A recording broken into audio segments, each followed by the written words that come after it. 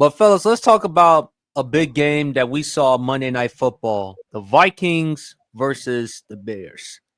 JJ McCarthy struggled in the first half of the game, particularly early in the third quarter when he threw the pick six.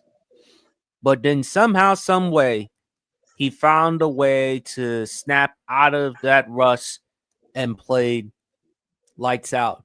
It looked like he was like Michael Jordan in the fourth quarter for him to come back and help the Vikings win that game. Caleb Williams, again, the interesting thing I wanted to see was how he would be with this new offensive line and with Ben Johnson as the head coach. Last year, he was the most sacked quarterback in the NFL. We wanted to know if he could get rid of the ball quick. As you always say, champ, quarterback cannot throw behind his back. The Bears have done their part surrounding him with offensive line, particularly Joe Thuney. I think that Caleb Williams, he played okay. There were some overthrows. And by the way, he's got to work on that area in his game. He and Bo Nix, that's an issue that they have as far as with the incompletions. Would I like to see DeAndre Swift run the ball a little bit more? Sure. After all, he comes from the University of Georgia. But I got to give a lot of credit to J.J. McCarthy. I thought Kevin O'Connell did a good job utilizing him. Excellent play calling. Justin Jefferson didn't get enough targets early on in the game, but he got them when it counted most. 27-24, very convincing game. I liked what I saw from Minnesota. And it's not just Green Bay. Minnesota also can compete as well, too. This is one of the reasons why they had no problem moving up in the draft to take JJ. Because even after what Sam Darnold did for them last year, and shout out to our guy Kieran because he called it out. He said that Sam Darnold was going to have a big-time year, and he was right about that. But again, J.J. McCarthy coming back from the injury, this is, to me, is actually his rookie season. I made the argument, heck, the NFL should take a page out of the NBA's book by having players who didn't play their actual rookie season play the following season as a rookie and let them win. You saw that with Blake Griffin. You saw that with Ben Simmons when they didn't play their actual rookie seasons. They played the following rookie seasons and won Rookie of the Year. That's what the NFL should do and should incorporate, make it more exciting. But overall, it was a really competitive game. I would have liked to see Caleb throw the ball a little bit better. Too many overthrows on his part. But I liked what I saw. Really competitive game. And it's not just Detroit, because people talked about how they're going to win the division, how they were going to do this, how they were going to do that. To lose those coordinators, as you previously mentioned, champ, to lose that type of coaching staff, it's going to take a minute. So I was very impressed from what I saw from J.J. McCarthy, man. I thought he made good decisions. Even after the pick six, it could define you. It could destroy you. He was able to pick himself back up. He showed a lot of toughness, mental toughness on his part. I was really impressed. What were your thoughts, champ? Oh, the biggest thing that stands out to me on that game is him talking to, J Mac talking to JJ, telling, Justin Jefferson, please don't give up on me. Please don't give up on me. That's the biggest thing. And that's the kind of chemistry that you need with your wideout, with your number one wideout, especially when you have the best wideout in the league. So that's the thing. That's one of the things that stood out to me. And the heart that he showed, man. The run that he made in order to score that touchdown, that was pure heart. That's that Michigan heart, man. And look, I'm glad to see it, man. Look, he has one of the best out of every second-year quarterback in the league, out of Jaden Daniels, out of Bo Nix, out of everybody. He has the best talent on his team, and he's put in the best situation in order to win. Because people don't want to talk about this, but guess what? Last year with Sam Darnold, they went 14-3. So he's right now, out of every quarterback that was drafted in his draft class, he's in the best position in order to win. He's in the best position in order to win. He has a hell of an offense. And a lot of the players still aren't out there as of yet. Jordan Addison is not out there yet. His second wide receiver. So there's a lot of players that have not rejoined this team as of yet. Jordan Addison comes to mind, and he has great defensive players. And guess what? He's in the best position to win out of every second-year quarterback. He has a great offense, great defense. Brian Flores, he has a good coaching staff, Kevin O'Connell and Brian Flores. They could scheme with the best of them, So yeah, but they're able to do a lot of things. Caleb Williams, come on, brother. You can overthrow the king with the way you're throwing at this point. You could overthrow the king. Come on, man. You got to stop with the overthrows. I know they're arm powerful, but you got to tone that gun down a little bit. You got to bring that bazooka back a little bit, man. There ain't nothing wrong with throwing a bullet. Don't throw a rocket all the time. 52 overthrows, champ.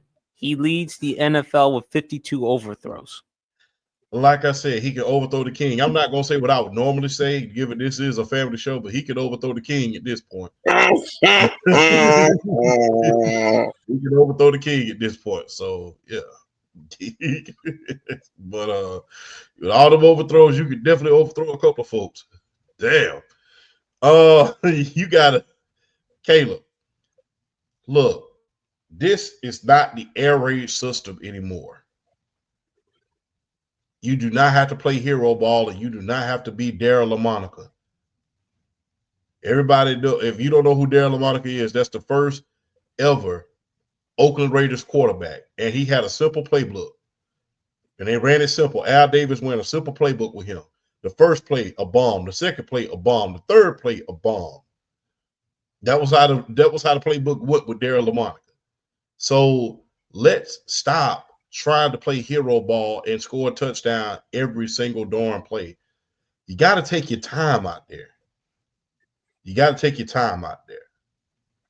I know that your career, everybody, all the eyes are on you because of all of the acquisitions that were made, how the team was built, how they went and got the great coach, how they was able to do a lot of things, but you have to take your time out there in order to assess every little thing.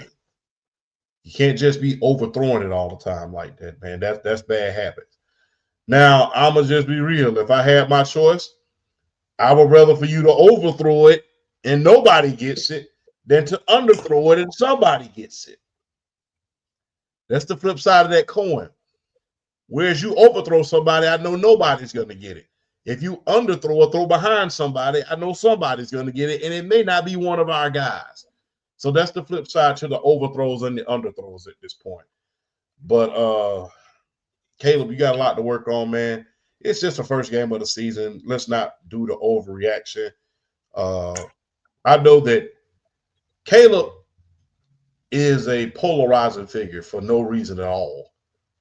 It's for no reason at all. People just want him to fail. Well, a lot of that because of the nails, the style. Even there were people questioning his undershirt, which I don't understand. Why was that big of a deal in the first place? Look, can you play football? Let's find out if this young man can play football, man. Some of y'all old heads, and I'm an old head myself. Some of y'all old heads need to stop and realize that the world that we grew up in is no longer here. These young kids do things a little bit different. And if you look at his nails, he was really trying to send a message to bring awareness to certain causes. It was, we have a serious problem with people unaliving themselves now. So he was trying to bring awareness to that. So guess what, man? Stop trying to put these young men in a box. And they're holding it against him because, he cried in his mother's arms. He wants to win. Nobody said a darn thing when Bo Nix did the same thing. He wanted to win. So stop mistaking. And if you're Chicago, you should be happy considering what you had in Jake Cutler, who was the modern version of Jeff George. Exactly, because he didn't give a rat's behind about nothing. Well, how to cash that check. So be great. Look, be grateful that you have someone that passionate. Be grateful because not everybody has that passion. You see a lot of guys around the league that just don't give a crap.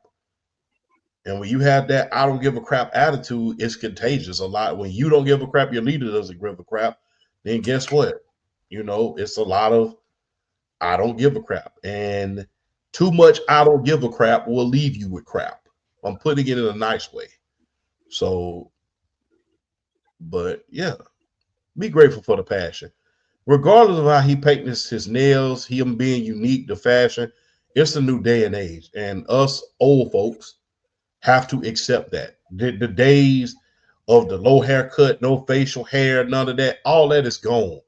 Put that behind us. It's a new day and age. It's that the old school. The thing about the old days is it's old and it's gone.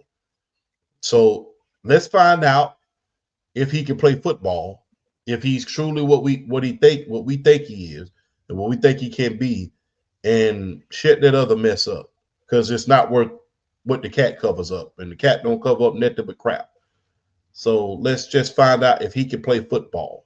If he can play football, so be it. If he can't, it'll be because he can't play football. But cut out all this unnecessary stuff out. But you gotta stop overthrowing the king at this point because man, but like I stated, I would rather for you to overthrow it and nobody gets it than to underthrow it and somebody gets it. So there's a flip side to every little coin. But you gotta work on a lot of things. But JJ McCarthy, he's definitely proven dividends. And in my humble opinion, out of every second year quarterback, outside of I'll say maybe Bo Nix. Bo Nix. I think that because he has to that defense out there in Denver is stifling. I'm just gonna be real. But outside of Bo Nix, I'll say that he has the best chance. If I had to pick a quarterback that would say, hey, he's gonna make he's at least gonna make it to the second round out of all the second year rookie quarterbacks, I would say JJ McCarthy definitely has that chance with the talent that he has on this team. BRF. Last night, the MVP of that game was Kevin O'Connell. I'm gonna just keep it 100 with you. The MVP of that game was Kevin O'Connell. Because, earlier I was on Twitter. Earlier I was on Twitter and I saw basically another content creator. He basically analyzed the Aaron Jones touchdown pass, just basically analyze it down like Kevin O'Connell and just his concepts with his offense and how he's able to locate the mismatches and attack them. Well, being able to find the mismatches, but then it's up to the quarterback to be able to locate them. And just the way to kind of I'm gonna try to go into I'm gonna try to put the analyst hat on a little bit. I'm gonna try to analyze the play. Basically, what it was okay. So basically, what it was. Chicago was pretty much man up. You had the free safety that was gonna play down, kind of look like a robber situation. So then you got basically you got a one high safety, and then the route concepts that Minnesota was running was basically like to take everything off of Aaron Jones because Aaron Jones was gonna run up, and then he was gonna kind of run a wheel route, take the linebacker with him. JJ McCarthy spots it to a T. You you score the touchdown. That game for me, the MVP was Kevin O'Connell because after they got down, he didn't panic as a coach. He didn't freak out. He stayed true to what Minnesota was, which is you still run the ball, you still set up play action. You got an athlete in JJ McCarthy to where if you need to run the ball, if you need to run the rock every so often to get a first down or so, he can do it. Because in the defense the defense started making more plays as the game progressed. But for me, this game was really Kevin O'Connell versus Ben Johnson, and Kevin O'Connell won. Just his play calling, his schemes, just everything to counteract what Chicago wanted to do on defense. Because earlier it was like they were attacking JJ McCarthy, they were making him make quick decision that he didn't want to make. They got the pick six, just pressuring him constantly. But Kevin O'Connell, being the offensive mind he is, he's arguably the best offensive play caller in the game. Being the mind he is, he was able to counteract that. He was able to adjust in the second half. And that fourth quarter, you kind of saw it. And you could really see the confidence start growing with JJ McCarthy. Like as that fourth quarter progressed, like throws he was attempting, plays he was attempting. He wasn't there trying to attempt that stuff the beginning of the game, but then as the confidence rose, you saw it. Like it's like in particular that play with Aaron Jones when he scored the touchdown, like a rookie quarterback, a quarterback with confidence is making that throw. A quarterback that's rattled and is worried as far as like turning the ball over is not going to attempt that throw. So shout out to Kevin O'Connell for staying calm under pressure, which allows his quarterback to stay calm under pressure. And it just kind of gradually built and built and built. They didn't get away from their game. They ran Aaron Jones. They ran Jordan Mason. They did not stop. They didn't stop. They kept the pressure going. They just kept wearing down Chicago's defense. And then when it got down to the nitty gritty, Chicago got tired, and then they started attacking them over the top. For me, that was a Kevin O'Connell game. That's why Kevin O'Connell is so respected by all his peers as far as coaching wise in the National Football League. Just his ability to scheme and create these concepts that can attack these defenses from any which way possible. So, like I said, for me, Kevin O'Connell, for me, won that game for the Minnesota Vikings because if he doesn't stay true to the nature of his offense and what they are, Minnesota gets destroyed. They get blasted. They get laughed out of Chicago. So shout out to Kevin O'Connell for just staying cool under pressure and just keeping his quarterback with the right mindset, being able to make plays and ultimately coming back and get that win. To me, that was a Kevin O'Connell game. That's why Kevin O'Connell is arguably the greatest play caller in the league because of games like that. He is like one of the great play callers. He's one of the best guys as far as like coming up with schemes and his strategy and everything. Kevin O'Connell is him when it comes to being a head coach. So shout out to him. Let me tell you something. Minnesota's going to be a problem if Kevin O'Connell is going to stay on this game as far as like his offensive play calling and everything like that. So shout out to Kevin O'Connell. He was the reason Minnesota won that game last night. Yeah, man. I think it's going to be interesting with the NFC North. I think it's going to be really exciting, man.